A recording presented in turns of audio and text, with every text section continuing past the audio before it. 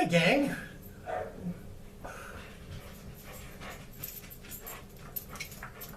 Okay, I'm going to be talking for a second. Let's not be helpful here.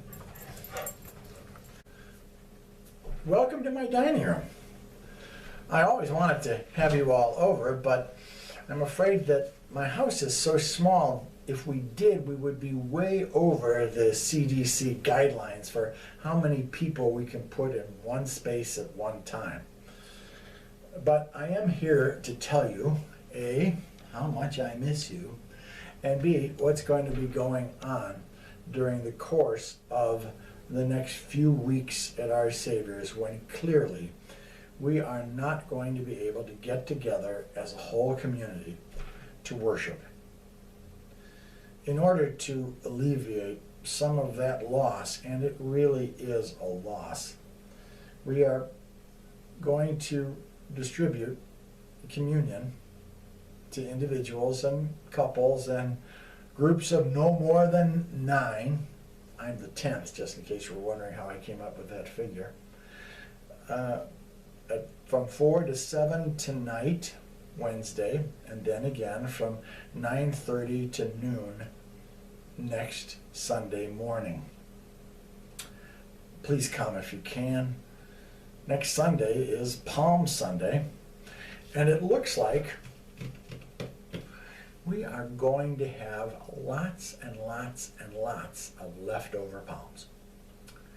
So, what some of us have decided to do is to take all of our leftover palms, and those of you who don't come for communion and don't take one home on your own will be able to come and get a palm at our first ever drive-up curbside palm delivery. Just drive by, roll down your window, and we'll hand you a palm. It's just that simple. There isn't even a little speaker at the beginning that you have to talk in, where you say, 1 palm please, hold the mayo. Secondly, during Holy Week, there will be right here online a brief service of prayer and readings that will take you through the Passion at noon right here, either in your mailbox or on your Facebook page. And this will also happen on Monday, Thursday, when we will read that part of the Passion story, and on Good Friday, when we will read together the entire Passion account according to St. Matthew. So, that'll all take place, and it will all have to take place right here online. And I can't tell you how sorry I am about that. However, there is something I've been thinking about. Have you ever heard this formula? The holiday shall fall on the first Sunday after the first full moon, occurring on or after the vernal equinox. And from this point forward, the date will depend on the ecclesiastical approximation of March 21st for the same vernal equinox. Have you heard that formula? I had it running around in my head, but it was always much easier to climb on our website that the ELCA has produced and look it up.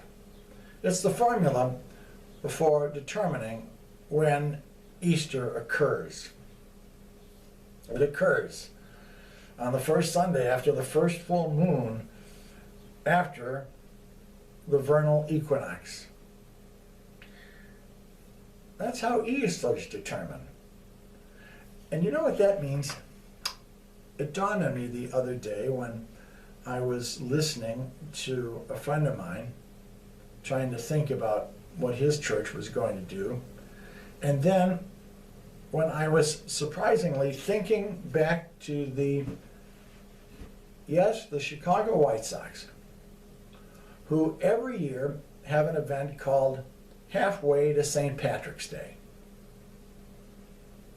It's the usual craziness. People get dressed up in green White Sox uniforms, drink lots of green beer, and have all that kind of stuff. But here's what crossed my mind. Easter is a movable feast. Easter is a movable feast. And so, my friends, I promise you that we will have in church a Palm Sunday and an Easter celebration. In church, we will have a Palm Sunday and an Easter celebration. Now, I don't have a clue when these are going to be. If it happens to be in the middle of August, and the lilies are wilted beyond measure, and the palm fronds can't stand up to the heat, though they should, they're palm fronds, we will be celebrating Palm Sunday and Easter with all the pageantry that we can possibly muster. We should get a real deal on the lilies, and I bet a brass quartet will be on sale too. We are going to celebrate Easter because that's what one does. One holds out hope that there will be a time to celebrate, and we will do it. I'm remembering what one of my favorite short story authors wrote about his wife. Her name was Catherine. My favorite author's name was E.B. White. And Catherine became gravely ill, but still, she continued to garden. And here's what White wrote about her in the final fall of her life. He wrote, armed with diagram and a clipboard, Catherine would get into a shabby old Brooks Brothers raincoat, much too long for her, put on a little round wool hat, pull on a pair of overshoes, and proceed to the director's chair, a folding canvas thing that had been placed for her at the edge of the garden plot. There she would sit, hour after hour, in all sorts of wind and weather, while their helper, Henry Allen, produced dozens of brown paper packages of new bulbs and baskets full of old ones, ready for intricate interment.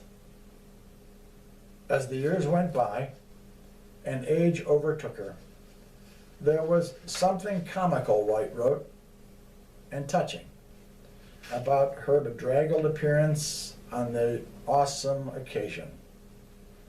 A small, hunched-over figure, her studied absorption in the implausible notion that there would yet be another spring, oblivious to the ending of her own days, which she knew perfectly well was near at hand. Wright wrote, she was sitting there with her detailed chart under those dark skies in the dying October sun, calmly plotting the resurrection. Stay with me, friends, during this mess. And then when it's over, help me to plot the resurrection. All right, now you can come on. Come on, come on, come on.